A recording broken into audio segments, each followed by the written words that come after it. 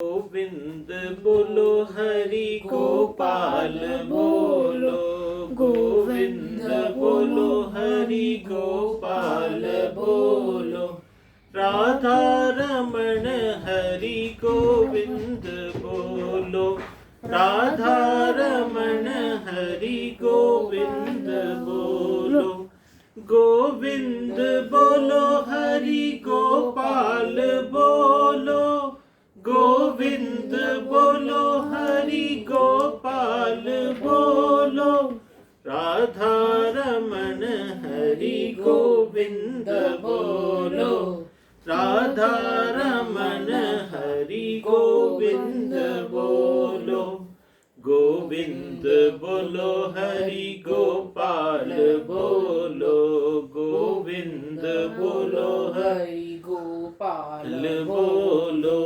गोविंद बोलो बोलो गोपाल बोलो, गोविंद बोलो बोलो गोपाल बोलो, राधा रमण हरि गोविंद बोलो, राधा रमण हरि गोविंद बोलो, गोविंद बोलो हरि गोपाल बोलो, गोविंद बोलो हरि गोपाल बोलो, गोविंद बोलो हरि गोपाल बोलो, गोविंद बोलो हरि गोपाल बोलो, गोविंद बोलो हरि गोपाल बोलो, गोविंद बोलो हरि गोपाल बोलो, गोविंद बोलो हरि गोपाल बोलो, गोविंद बोलो हरि गोपाल बोलो। बोलिए श्री कृष्ण कन्हैया लाल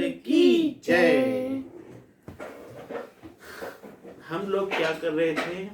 भागवत तो कर रहे थे, लेकिन हम लोग इस समय नारद जी के पिछले जन्म की कथा सुन रहे थे।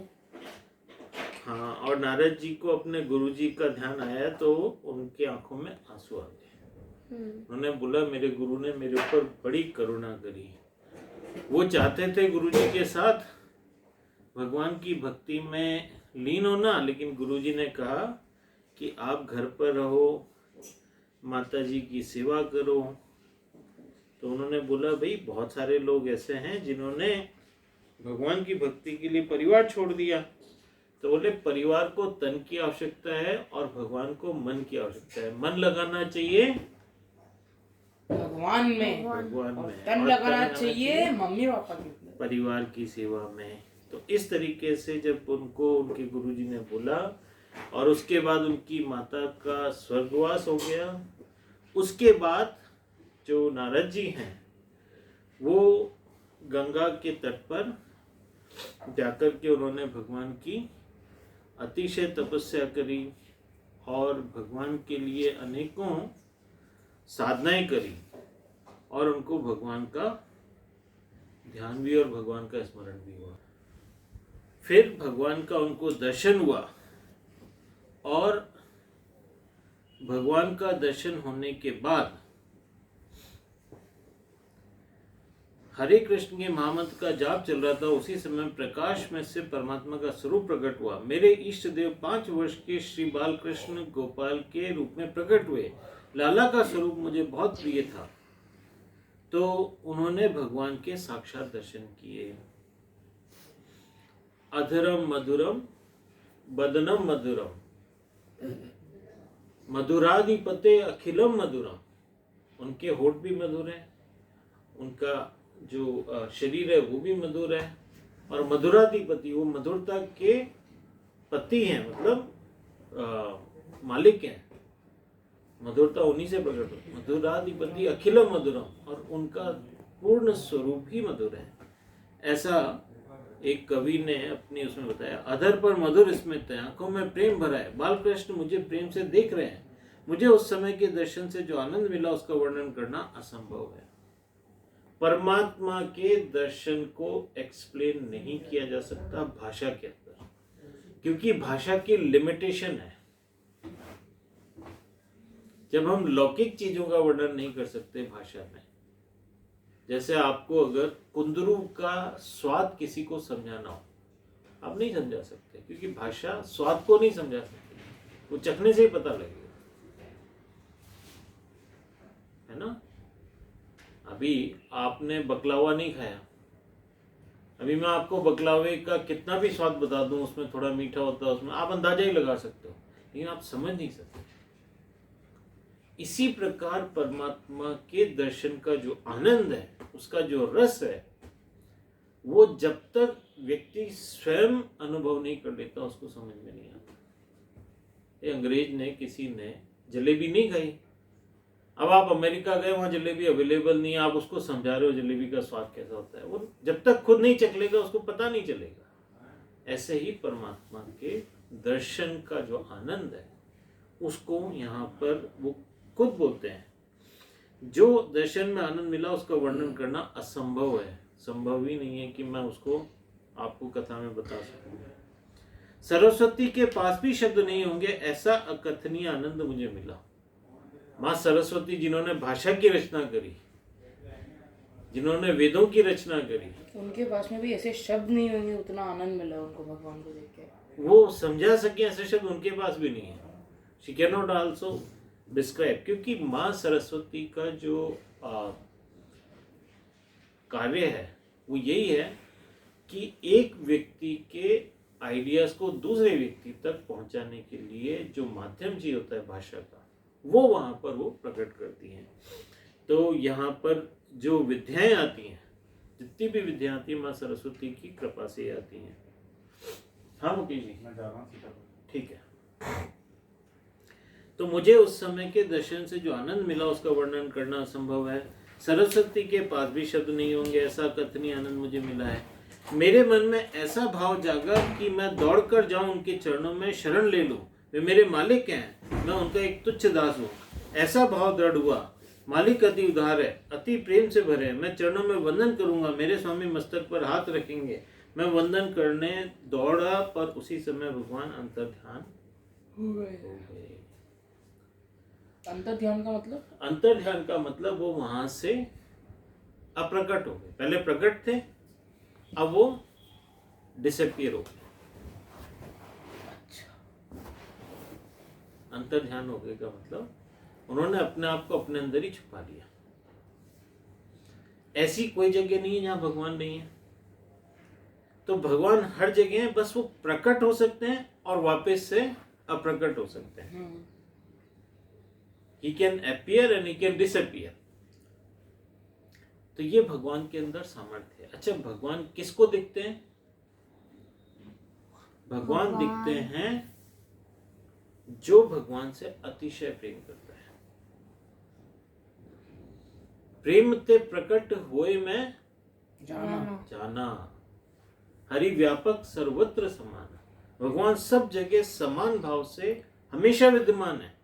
आज यहाँ पर इस जगह भी भगवान सब जगह है, लेकिन वो प्रकट क्यों नहीं होते? क्योंकि हमें उनसे उतना प्रेम नहीं हुआ है कि हम उनको प्रकट कर सके। जब हमारे अंदर हमारा हृदय स्वच्छ हो जाएगा, हृदय में निर्मलता आ जाएगी, हमारे अंदर सदाचार होगा, सद्भाव होगा, सबके लिए प्रेम होगा, सबके लिए हमारे हृदय के अंदर करुणा होगी, सबके लिए, किसी के लिए भी दुर्भाव नहीं होगा, किसी के लिए भी हमारे अंदर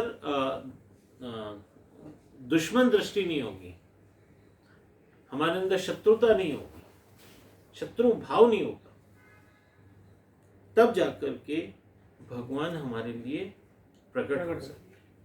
अच्छा, होता क्या है, कई भक्त ऐसे होते हैं जिनके अंदर भगवान के दर्शन की इच्छा तो होती है, लेकिन हृदय भी साफ नहीं होता। तो भगवान उनके विश्वास को पक्का करने के लिए, उनके विश्वास को जमाने के लिए, उनके विश्वास को और ज़्यादा विश्वास बनाने के लिए, और ज़्यादा मजबूत बनाने के लिए भगवान इस तरह से छोटा सा दर्शन देते हैं और फिर वापस डिसअपियर हो जाते हैं, ताकि उनको ये पता चले जिस रास्ते पे मैं जा रहा हूँ वो रास्ता एकदम ठीक है। वरना अगर भगवान उनको हुए नहीं और पूरे टाइम वो राम राम करते रहे और कोई रिजल्ट नहीं निकला तो क्या होता है? गुस्सा। आदमी उदासीन हो जाता है, बोले इतना तो करता हूँ, भगवान तो भगवान अपने भक्तों को समय समय पर जितना उनका हृदय शुद्ध होता है उस हिसाब से उनको कुछ संकेत देते रहते हैं, ताकि उनका आध्यात्मिक जो उन्नति है, आध्यात्मिक जो उनका विकास है वो चलता रहे, वो डिप्रेस नहीं हो जाए। तो भगवान ऐसे इंडिकेट करते रहते हैं। तो उसके अंदर भगवान के दर्शन, जैसे भगवान का भजन करेंगे, अभी भजन करने में दो जने होते हैं। एक जना भजन करता है, जबरदस्ती किसी ने बिठा दिया तो हाँ गोविंद जय जय गोपाल जय जय राधा रमण हरि गोविंद जय जय, उधर भी देख रहा है उधर भी देख रहा है। अभी भगवान ऐसे लोगों को कुछ भी नहीं करता। अभी एक आता है जो बैठता तो है लेकिन उसके अंदर अभी भक्ति परिपक्व नहीं है, वो परिपक्वता की तरफ जा रहा है, उसकी श्रद्धा अभी बन रही है, वो बैठ करके थोड़ा अच्छे से भजन करे, गोविंद जय जय गोपाल जय जय राधा रमण, लेकिन उसका दिमाग फिर भी चार चीजों में रहेगा। वहां पर मेरा वो दूध चढ़ाया हुआ है, वहां पर मैं कल मेरी किताब वहां रख के आया था, उसको उठा के वहां रखनी है। तो काम की बातें होंगी लेकिन उसके दिमाग में 25 बातें होंगी और फिर भी भजन कर रहा है। तो ऐसे व्यक्ति को भगवान थोड़ी शांति देते हैं ताकि उसका भजन में मन लगे। फिर एक होता है जो मन लगा करके भजन करता है, आंखें बंद करके तल्लीन हो गए, गोविंद जय जय गोपाल जय जय राधा रमण हरि गोविंद जय जय। अभी उसको और कुछ भी ध्यान नहीं आ रहा है, उसको सिर्फ जो वो शब्द बोल रहा है, जो भगवान के लिए उच्चारण कर रहा है, उसी पे कॉन्सेंट्रेट है। तो ऐसे व्यक्ति को भगवान तुरंत शांति प्रदान करता है। अच्छा, शांति जो होती है ना, शांति ये पता है क्या करती है? हमारे मन के अंदर जो स्ट्रेस डेवलप हो जाता है उसको खत्म करती है। आपने देखा है बड़े बड़े डॉक्टर के पास जब कोई लोग जाते हैं, ये हमें शुगर हो गई, हमें बीपी हो गई, तो वो क्या बोलते हैं? आपको स्ट्रेस है, आपको कुछ किसी बात की स्ट्रेस है, हार्ट की प्रॉब्लम होती है तो वो बोलते हैं कि आपको स्ट्रेस है, किसी चीज की चिंता सता रही है, आप वो चिंता छोड़ो। अभी ये दवाई है। पूरे कंसंट्रेशन के साथ भगवान का भजन करेंगे तो स्ट्रेस ड्रेन आउट हो जाएगी, चली जाएगी, निकल जाएगी, है ना। तो स्ट्रेस को रिलीज करने का सबसे सरल साधन है भगवान का भजन।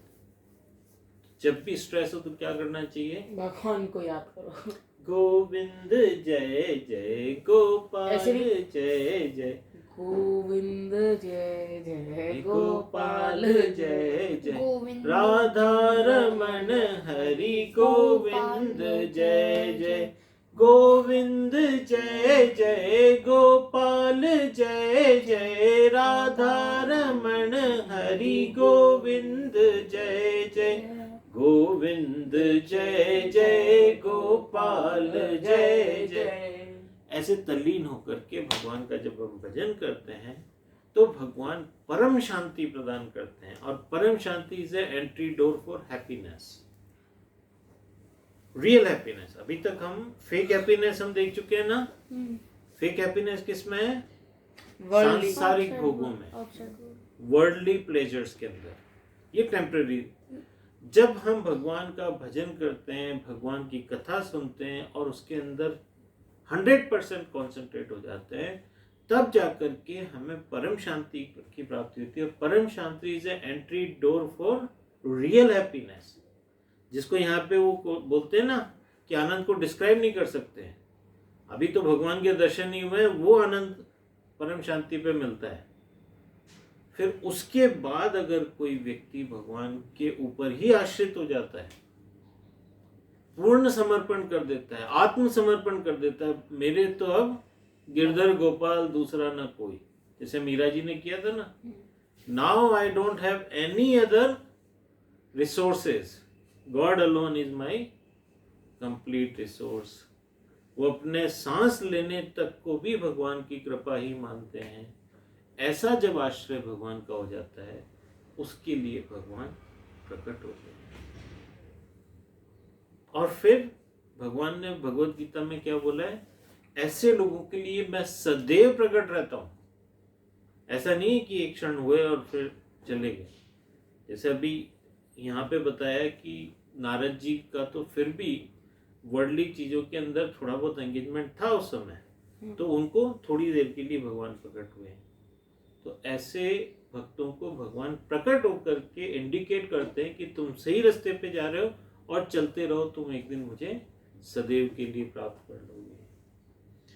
जिस स्थान पर मुझे प्रभु के दर्शन हुए, मैंने उस प्रभु का धाम मान लिया। यह गंगा तट था। मैंने संकल्प किया कि अब मुझे इस स्थान को छोड़ना नहीं है, मैं यहीं रहा। महाराज आपसे क्या कहूं, अपनी मृत्यु के 6 माह पहले ही मुझे अनुभव हो गया था कि शरीर से आत्मा भिन्न है। ये शरीर जो है वह मैं नहीं हूं। मेरी जड़ चेतन की गांठ खुल गई थी। भगवान का दर्शन होने के बाद हमें अपने शरीर से अपने होने का, अलग होने का अनुभव हो जाता है कि मैं, ये शरीर अलग चीज है, मैं अलग चीज हूं। जैसे आप कार से अलग हो ना, कार से अलग हो कि नहीं हो, driver is separate from car, ऐसे ही we are separate from, we are the driver and this body is a vehicle. हम इससे सेपरेट हैं, हम उतर सकते हैं इससे। मृत्यु के बाद तो उतरना ही पड़ता है, क्योंकि शरीर यहीं रह जाता है और ड्राइवर चला जाता है। लेकिन कुछ महात्मा ऐसे होते हैं जो मृत्यु से पहले ही शरीर छोड़ना सीख लेते हैं, और ऐसे एक नहीं अनेकों महात्मा हुए। रामकृष्ण परमहंस थे, रमन महर्षि थे, स्वामी विवेकानंद थे। इन्होंने क्या किया, अपनी ध्यानावस्था में फुल कंसंट्रेशन से अपने स्वरूप ज्ञान को प्राप्त कर लिया और उस स्वरूप को इस शरीर से अलग होने की अनुभूति को प्राप्त कर लिया। तो ये बोला, मैंने अनुभव किया कि शरीर से आत्मा भिन्न है। यह शरीर जो है वह मैं नहीं हूं। मेरी जड़ चेतन की गांठ खुल गई। एक जड़ है और दूसरा कॉन्शियसनेस इज चेतन। तो इन दोनों के अंदर जो जुड़ाव हुआ है, अभी जो ग्रंथि, जो गांठ लगी हुई है, वो खुल गई। तो शरीर जड़ है, आत्मा चेतन है, इन दोनों की गांठ लगी थी। वेदांत कहता है कि झूठी है। मैंने उस समय बताया था ना, झूठी का मतलब क्या होता है, मतलब गलत, सच में। गधे का उदाहरण दिया था ना मैंने, कि पहले 7 दिन तो मालिक वास्तव में रस्सी लगा करके उसको बांधता है, 7 दिन बाद वो सिर्फ नाटक करता है, और गधे को क्या लगता है मैं बंधा हुआ हूं। तो उस समय वो बंधा हुआ नहीं होता, लेकिन उसको लगता है मैं बंधा हूं, ये झूठी गांठ है। एग्जैक्टली। वो सुबह आता है, झूठ मूठ में गांठ खोलता है और उसको खींचता है, और गधा खींचता हुआ चला जाता है, जैसे उसकी गांठ में गले में रस्सी बंधी। इसको बोलते हैं झूठी गांठ। तो वेदांत कहता है कि झूठी है, झूठ होने पर भी सबको रुलाती है। जैसे गधे का हमने उदाहरण लिया, झूठा होने पर भी उसको खींचना पड़ता है। ऐसे ही हमारे साथ होता है कि हम ये झूठी गांठ के कारण अपने शरीर और आत्मा को बंधा हुआ महसूस करते हैं, और ये गिठान क्या करती है, बहुत त्रस्त करती है, मतलब बहुत दुख देती है, झूठे स्वप्न की तरह दुख देती है। जैसे हमें स्वप्न आते हैं ना, स्वप्न में एक दुनिया होती है, दुनिया के अंदर हर तरह की चीजें होती हैं। कोई शेर पीछे आ गया तो हम भाग रहे हैं, किसी के अंदर हमारे प्रियजनों की डेथ हो जाती है तो हम रो रहे हैं। सपने में बहुत सारी ऐसी चीजें होती हैं जो आंख खुलते ही अरे ऐसा तो कुछ भी नहीं है। ऐसे ही हम आज जितनी भी चीजें देख रहे हैं, ये सब स्वप्नवत ही हैं। इनके अंदर जो कुछ हो रहा है उसका हमारे अपने आत्मस्वरूप पे बहुत ज्यादा कोई फर्क नहीं पड़ रहा है। आप बहुत अमीर हो तो भी कोई फर्क नहीं पड़ेगा, बहुत गरीब हो तो भी कोई फर्क नहीं पड़ेगा। क्यों? अमीर की भी डेथ होगी, गरीब की भी डेथ होगी।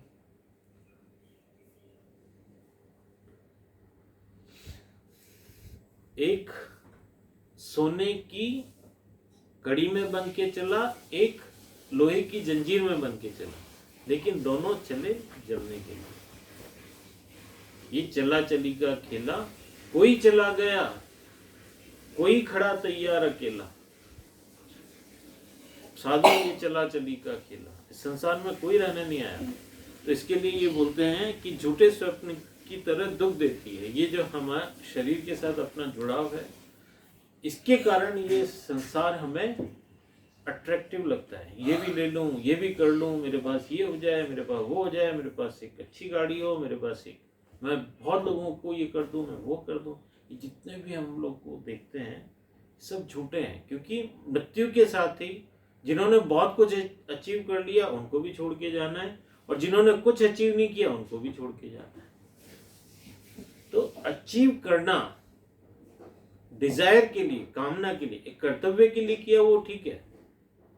अभी अगर आप एक कंपनी में काम करते हो और आपकी ड्यूटी है कि आप वहाँ पे सुबह आकर के टाइम से मशीन ऑन करो और शाम को टाइम से ऑफ करो और उस बीच में अपना काम करो, तो ये काम करना आपका कर्तव्य हो गया, क्योंकि आपने एक ऑर्गेनाइजेशन को ज्वाइन किया हुआ है। उस समय कार्य करने में बुराई नहीं है, लेकिन उस कार्य से मेरे को 5 स्टार होटल जैसा घर मिले और दुनिया की सबसे महंगी गाड़ी मिले, उसके लिए मेरे को ये काम में, इस काम से काम नहीं चलेगा, अब मेरे को काम बदलना है, अब मेरे को बहुत बड़ा काम चाहिए।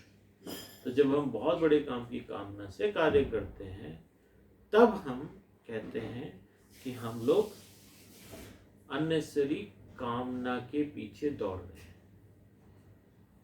अभी कुछ लोग होते हैं जो कार्य तो करते हैं लेकिन दूसरों की भलाई, जैसे हमारे स्वामी जी थे, उन्होंने 300 आश्रम बना दिए, लेकिन खुद के लिए कोई बड़ी गाड़ी नहीं खरीदी। क्या किया? हमारे जैसे कितने विदेशों में लोग थे, उनको ज्ञान मिला, अच्छा काम करने की प्रेरणा मिली, तो वो उसी के लिए उन्होंने इतना काम किया।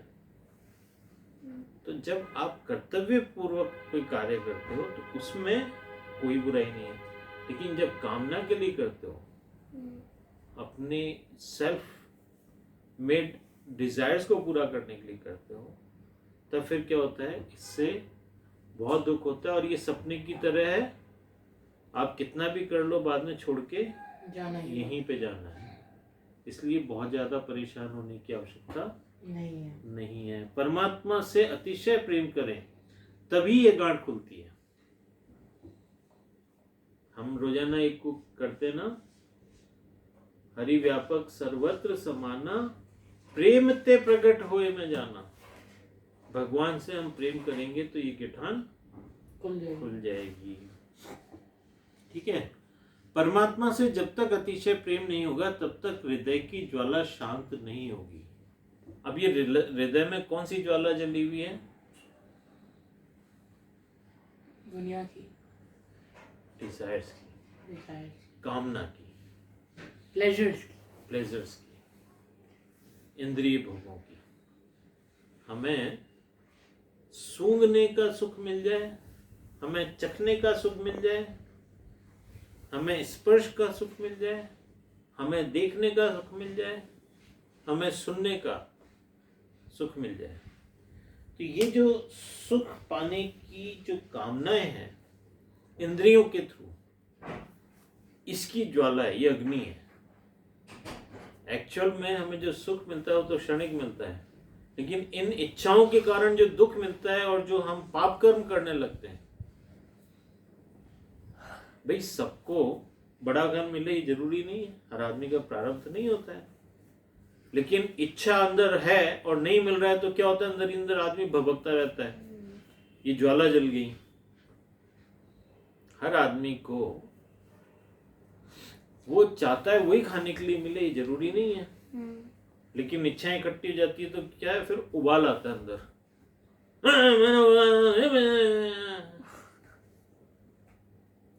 तो जब हम, हमारे अंदर क्रोध क्यों उत्पन्न होता है, ये अग्नि, क्रोध भी अग्नि से पैदा होता है। क्यों होता है? क्योंकि अंदर कामना की ज्वाला जली है। अभी कोई आदमी जिसको कुछ नहीं चाहिए ना, उसने कामना के अंदर ज्वाला भी नहीं है, तो क्या होगा, वो हर परिस्थिति में खुश रहेगा। उसको कोई ला करके चावल पानी के साथ गीला करके दे देगा, वो उसको भी खा लेगा। क्यों? उसको पेट भरना है, बस इतना ही उसको चाहिए। तो हमारे जो साधु लोग होते हैं, सन्यासी लोग होते हैं, मालूम है वो क्या करते हैं? वो लोग पहली बात तो व्रत उपवास करते, खाना ही नहीं खाते, और अगर खाते भी हैं तो उसके अंदर इच्छा नहीं रखते, जो मिल जाता है वो खा लेते हैं। अगर कहीं पर सूखी रोटी मिल गई तो सूखी रोटी ही खा लेते हैं। They don't believe in desires. आपको एक बहुत सुंदर इक्वेशन बताता हूँ, आप गणित के स्टूडेंट हो ना, इक्वेशन बताता हूँ। हमारे धार्मिक शास्त्रों में और विज्ञान के अंदर क्या फर्क है? जितना भी वेस्टर्न सोसाइटीज हैं फॉरेन कंट्रीज के अंदर, वो एक इक्वेशन को देखती हैं कि आपके सुख की जो समीकरण है, जो इक्वेशन है, वो क्या है? Number of desires divided by number of Dzire fulfil. ठीक है, आपके अंदर 10 डिजायर्स हैं, अब आपने 4 पूरी कर ली तो आप 40% हैप्पी हो गए, 8 पूरी कर ली तो 80% हैप्पी हो गए।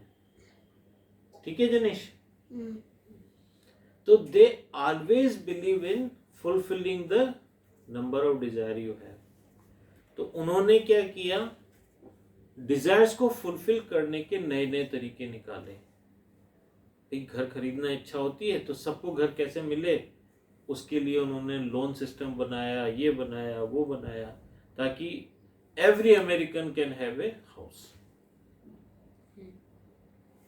फिर उन्होंने देखा कि भाई सबको पार्टी पसंद है, तो पार्टी के लिए रेस्टोरेंट्स के अंदर अलग से उन्होंने जगह बनाई। हर जगह पे पार्टी वाले रेस्टोरेंट बनाए, यहाँ पे पार्टी हो सके रोज। ठीक है, तो डिजायर्स को पूरा कैसे कर सकते हैं, उनका जब अनुसंधान किया तो उन्होंने डिजायर्स को, गाड़ियां कैसे इंप्रूव कर सकते हैं कि सबको गाड़ी मिल सके, तो सोसाइटी के अंदर नंबर ऑफ डिजायर्स फुलफिल कैसे की जा सके, वो उसके ऊपर ही काम करते चले गए। तो वर्ल्ड आउटसाइड विकसित हो गया। क्या हुआ? वर्ल्ड आउटसाइड विकसित हो गया। क्या हो रहा है? डेवलप्ड हो गया। विकसित हो रहा है। ठीक है, अभी हमारे संतों ने क्या किया, हमारे धर्मशास्त्रों ने क्या किया, उन्होंने इसी इक्वेशन को लिया, number of desires fulfilled by number of desire, I mean number of desire divide by number of desire fulfilled is equal to happy.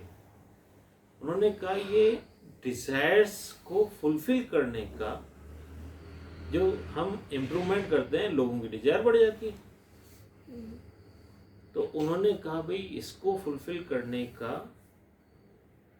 तो रखो, लेकिन साथ में डिजायर्स को कम करने का भी समीकरण बनाओ कि लोग डिजायर्स को कैसे छोड़ सकते हैं। और आपको मालूम है, अगर आपकी डिजायर 0 हो गई, divide by number of desires fulfilled, 0 को किसी भी फिगर से डिवाइड करोगे तो 0 ही आएगा, इन्फिनिट हो जाएगा। Infinite. That means you get the God. Infinite is God. तो डिजायरलेस होने पर हमें भगवत प्राप्ति हो जाती है। बोलिए श्री कृष्ण कन्हैया लाल की जय।